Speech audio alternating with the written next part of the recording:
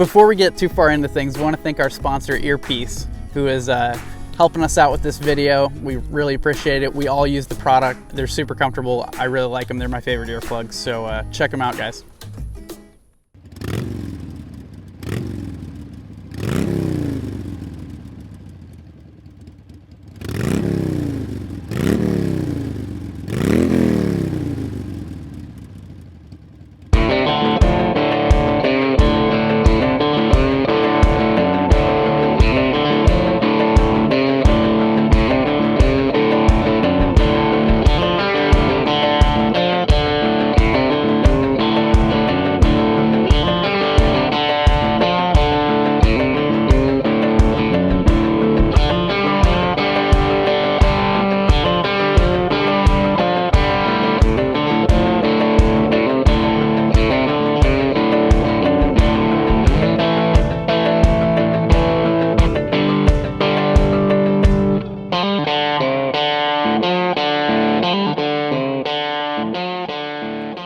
It's nice to be out of town because we've been under a lot of stress lately. There's, you know, drought, pandemic, pestilence, flooding.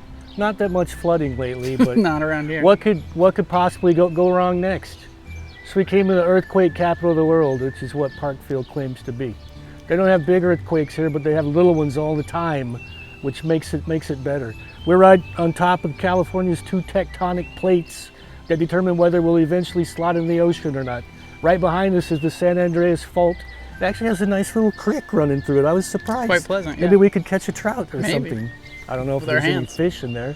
What's important right now is we got 108 cubic centimeter liquid cooled Cubic Indian inch. Pursuit V-twin. And Cubic you've got a inch. Harley-Davidson Aaron liquid cooled 114 cubic inch Milwaukee 8 beast. Throbbing between your thighs. It's nice. Did you enjoy it? Yeah, had a good time. All right. So we're riding around. We came up here kind of trying to chase the San Andreas Fault up here, which you can do maybe better in a Jeep than on a motorcycle, we found out, because the road kind of turned to it was a little bit of sand. We were afraid it would get deeper sand, and we didn't want to do it, so we took the paved route. But then we came up to Parkfield on Kulami Road, and it was nice pavement up here, so that was cool.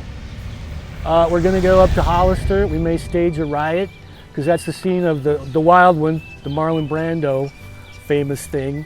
And you know what, just being on these big American V-twins and getting out in the country like this really makes me feel like kind of a part of that American, you know, that whole American deal, I feel like, you know. Got a sleeve. So it's nice after we left LA. Took me about 2 hours from my house on the I-5 to break on through to the other side. But then we got out of town, Fraser Park Road, turned left, had a hearty breakfast, corned beef hash, eggs over easy. And now we're just cruising. It's a beautiful day, temperature in the 60s. What could possibly go wrong? Battled traffic through downtown LA, managed to lane split just fine with these 900 plus pound machines, and now we're out to the good stuff. Yeah.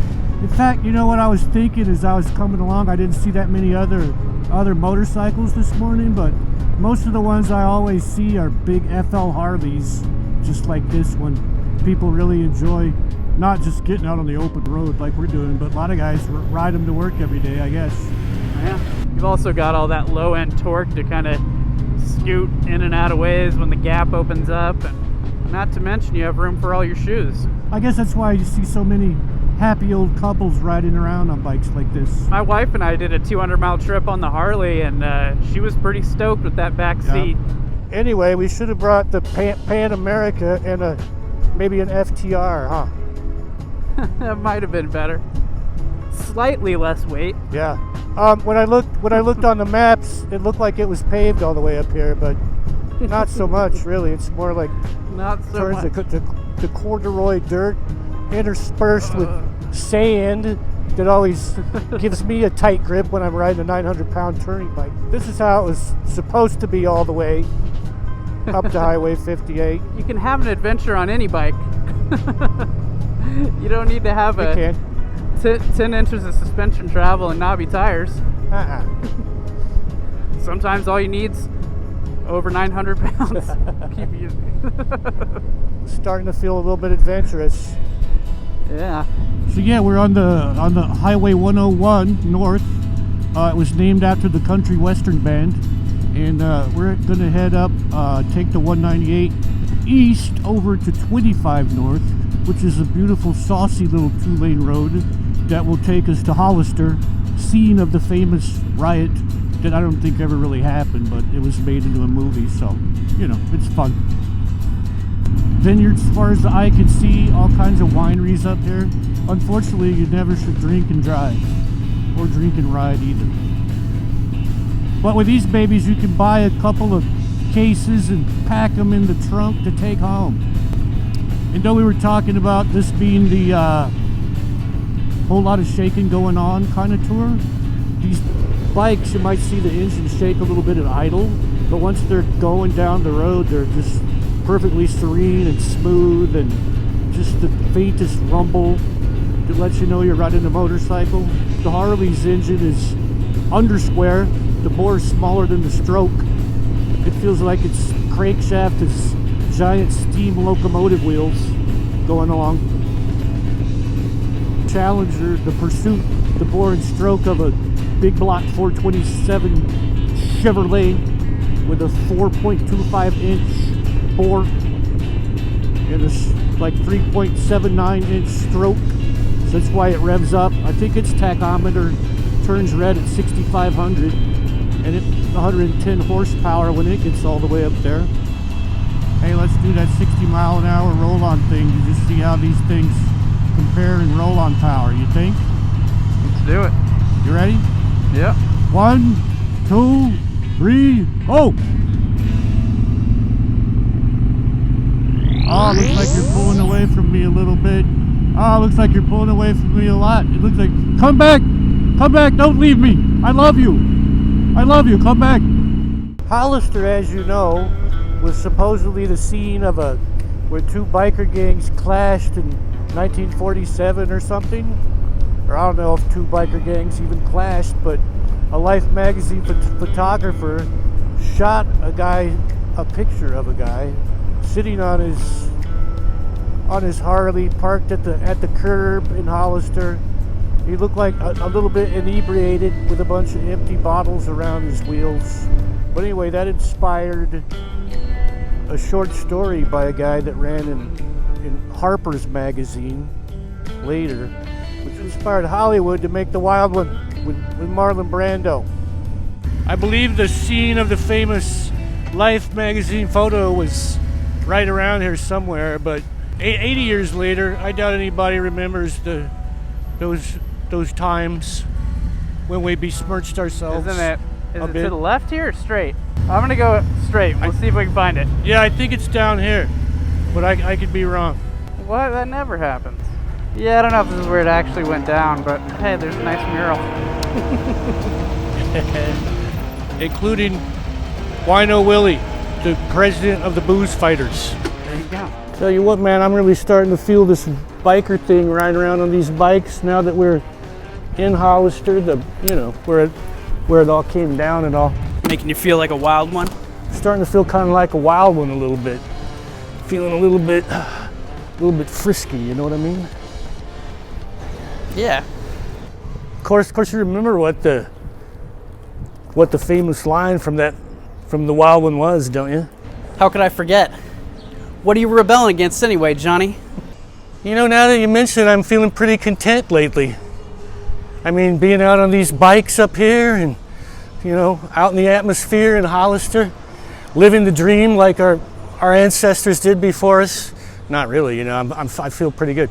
Stock market's not doing that well lately, but I have a chunk of home equity, and I feel like our government leaders are all gonna come together to make things better for America, and I bet you Putin's gonna back out of Ukraine and say he's sorry, and I think the planet's self-regulating temperature deal is gonna swing into action any minute. We might have a really rainy summer in California this year. And Anything's possible. You know, you mentioned I'm not really that feeling that rebellious at this point. Everything's pretty good. In fact, I want to give you, for coming along with me, this participation trophy. Oh, wow. You know, for coming on the ride and making it all happen. Thanks. Really appreciate all the hard work. Roller hockey. This is cool. I don't have one of these. It's a roller hockey trophy, but it's the thought that counts. It is. Yeah, no, I appreciate it. So, I appreciate it. Thank you. Yeah. Like the sea's angry today, my friend. Pounding surf. I think Indian said this bike doesn't come with it, but the cool seat will be an option on the Pursuit also, which I actually tested that once with a ride to Palm Springs, and it was 106. It didn't keep us that cool, but they have a Gen 2 version. They tell me it works a lot better. So many's the time we've been on hot rods, open class sport bikes, and fast sport tours. Get on this road, and you want to get up early to beat the cars, but sometimes you don't, and then it can be kind of frustrating if you're on like a really fast bike and you're bent over to grab the low clip-on handlebars and stuff. It can be a little frustrating. You don't even have to shift with this thing, Harley. You can let it roll down below 1500 on the Harley, and it just slowly chugs its way back up. It's got that long stroke with the big flywheel. Yeah. Like long stroking them. Steam locomotive drivers. I think that's one thing the Harley has a little bit over the Pursuit is that real low end torque. The slower you go, the bigger the advantage the Harley has, we've often said.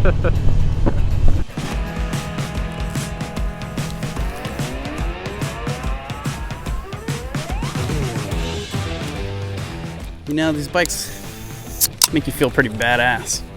And how? I always kind of looked askance at the Harley biker lifestyle. You know, I always tried to aspire to be a little, I don't know, more well-behaved and all that. You know, not really the bad boy type. But I'm fully immersed now. These bikes, after 4 days on the road on these babies, I'm ready to embrace my wild child from now on, I think, and not taking any crap from anybody from now on. Hell yeah. You? Same. I'm just kidding. I'm kind of bummed the stock market's tanking again today, but other than that, it's been great riding these things around, huh? It's been fun, man. Yeah, Been had a good fun. time. They're not only good getting to and from where you're going on the wide and flat and boring, put on the cruise control and cruise around. We came down Highway 1 through Big Sur and Cambria and got loose in some tight curves there for a little while. We got out of the traffic, and for being 930 pounds, aren't they both approximately? Right around there, yeah. They actually work surprisingly well. Because the smaller Harleys and the Scout I was riding around on a couple weeks ago can go pretty quick, and then they start to drag. They run out of ground clearance on either side, but these things don't run out of ground clearance. Yeah, these are not really sport bikes, are they? But it's kind of amazing. You look at them and think, yeah, that's going to be an old guy's bike and not much fun to ride. But we got some clear corners a couple times on Highway 1 coming through Big Sur and down past there. Some real tight, twisty roads with 1,000-foot cliffs on the other side. You can ride them pretty hard. It's kind of surprising for being 900-pound things. But I know that the Harley-Davidson people work hard on making them really good handling motorcycles. And it's amazing how well the suspension works, and the brakes are pretty good if you use the rear too. The Indian feels a little bit longer and slower to turn. I think it's because it's stiffer. Its fork is a tad bit soft, it seems like. But we use the electronic rear preload thing that it's got to put more maximum preload in back of it, and it really sharpened it up then, and it's pretty amazing too. The engine on the Pursuit, if you come to a straight, it'll leave the Harley behind. But in the tight stuff, it's pretty nip and tuck. What'd you think? Yeah, no, I'd agree. The the Indian with the motor that is so much more powerful, it kind of makes you think, oh, this thing's just gonna blow the doors off the Road Glide. But once we got into the tighter, twistier stuff, you could corner so much quicker on the Harley. And I did touch the Indian down a few times, more than just floorboards, unfortunately. I think it's got a little less ground clearance, it feels like. Yeah, I mean, I really liked riding the Harley through the twistier sections. And plus the front brake in my opinion, is a bit stronger on the Harley, and it also kind of gives you more feedback. You'd think with the way these Brimbos are mounted and the steel lines on the Indian that it might have some superior braking performance, but it's not the case. And on the Indian, the brakes are not linked, whereas they are on the Harley, but I didn't have any issue with either one of them as far as that part is concerned. So the Indian's got ride modes too. If you put it in sport, you got to hang on. When you crack that thing open, it takes off. If you have it in standard, it makes the same horsepower in standard, but in sport it really delivers it right off the bottom, so you got to be a little bit careful on the Indian coming off the corners. Whereas on the Harley, you can roll it open early and often, and it scoots. It's got good low end grunt too. The Harley-Davidson doesn't have any ride modes, but it's got their reflex system. Consists of link brakes, traction control, some other stuff too. The Indian also has traction control and ABS, of course. So you probably can't hurt yourself. And the point being that you're really picking nits, which one goes better in the curves. They're both fantastic. I saw you once, and I heard it over my headset when you bottomed out that one time. Yeah. Over a big G out. Yeah. I heard a big clink, and we don't know what hit exactly. We were afraid to inspect the bottom of the motorcycle, but it only happened once, and it was a big pavement imperfection. Other than that, it's like dancing bears. It's amazing that they can do it at all, but you can ride them like sport bikes and trail brake in the apex and everything, and they're perfectly happy to do it. It's kind of amazing. So then you get to your Quality Inn, you got all your fresh items in the trunk and suitcase, just carry them in the hotel, makes it nice and convenient. Stop at the store on the way there to get whatever supplies you might need for the evening. Back on Highway 101 this morning, rolling south for the 4th day, and we haven't been putting tons of miles, but we put in a lot of hours in the seat, and my butt still feels springtime fresh, you know? Same. Which is nice.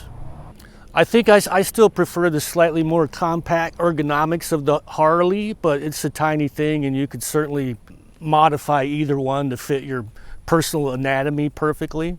But everything all together, I think I'm going to have to lean toward like the Indian for its overall performance and 420 Chevy style bore and stroke and higher revability beyond 6,000 RPM and 110 horsepower.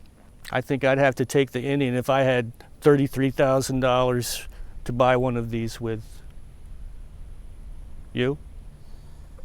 Yeah, I don't have 33 grand to spend on a bike, but if I had all the money in the world, I would like to have a motorcycle like this. I think it'd be kind of like a third bike for me. I'd kind of want to do like an adventure bike, a naked bike, and then maybe something like this. And because I would want it as a third bike, I kind of don't care as much about how sporty the engine is. It's nice to have that real low end torque that the Harley-Davidson has coming out of corners, but you almost have to ride the Indian a little bit differently because the power is a little bit farther up into the mid-range and then, you know, all the way up to like 6,500 RPM. But it just feels, the Indian makes me feel like I want to ride it sportier. And then in the tighter stuff, it doesn't handle as quickly as the Harley-Davidson does. I've spent probably 200 miles with my wife on the back of the Harley too, and she really enjoyed it. She only sat on the Indian, but she mentioned it felt a lot more compact for a passenger, so there's that. But I don't know, there are also some things that bug me about the Indian. Some of the parts feel plasticky. They just don't feel quite as nice to me as the overall feel of the Harley-Davidson. That said, there are features on the Indian like the windscreen that comes up, the key fob that you can lock the bags with is really nice, really convenient. And then the heated seat for the rider and the passenger is really nice. You have heated grips on the Harley, but no heated seat. They probably have an aftermarket one. It's hard to look past the Indian's engine because it is incredible, but for touring on an American V-twin, I'm kind of digging the Harley. Wrong again. Well, it's nice that we have two choices now. For many years, all you had was one choice when it came to big American V-twin touring bikes, so it's nice to give people the option to have a couple of them.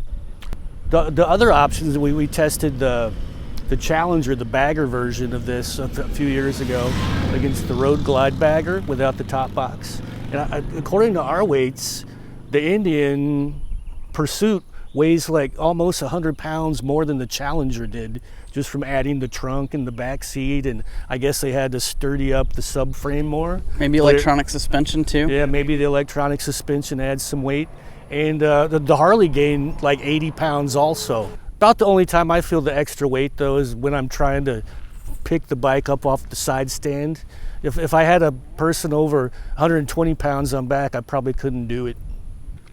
To that point, when we weighed these bikes, the Indian came in at 933, the Harley came in at 929, fully fueled up and everything.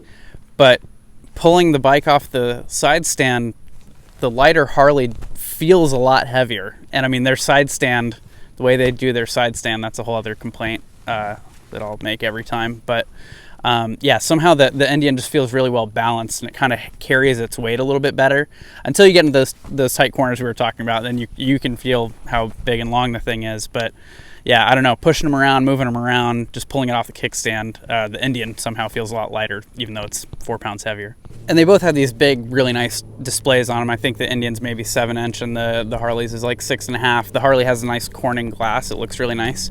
And they both work pretty well. I found the Harley actually kind of refresh rate was a little bit quicker, and you could zoom the map and kind of move around on that a little bit quicker. The Indians is really pretty intuitive, and you get a lot of information on there. If you want to just connect your phone through the USB ports on the right side of both of these, in those little compartments, you're able to use Apple CarPlay or Android Auto. So that's a cool option.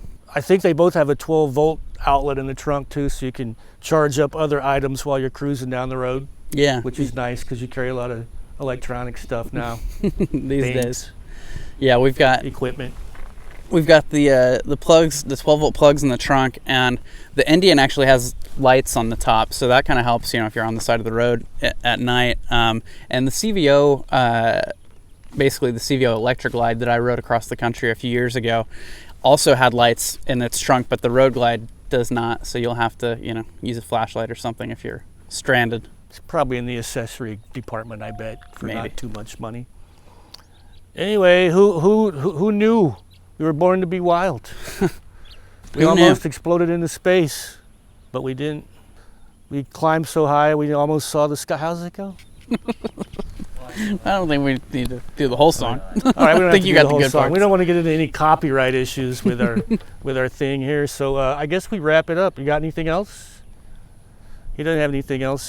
They're great bikes to ride. If you thought about getting one 20 years ago and decided against it, you probably made the right move. But in the current era, these things are pretty fun to ride with all the electronic aids and gizmos they've got now. They really corner great. Probably tires have gotten much better. I know the Harley-Davidson frame got upgraded a few years ago, and it's a pretty significant upgrade. They're great fun to ride. They're super comfortable to ride for days on end. I'm kind of looking forward to getting back on this and going 150 miles back home. Read the whole story at Motorcycle.com. You know, the spec chart, everything will be there at about the same time you're watching this video. So if there's anything we didn't answer, go over to Motorcycle.com and read the thing. You got anything else? That's it, man. You sure? Well, you could like, comment, and subscribe if you like the video. Like, comment, subscribe. Yeah. Thanks again to our new sponsor, Earpiece Earplugs. Not only are these great earplugs, when you pull them out, you usually get a pretty nice chunk of wax.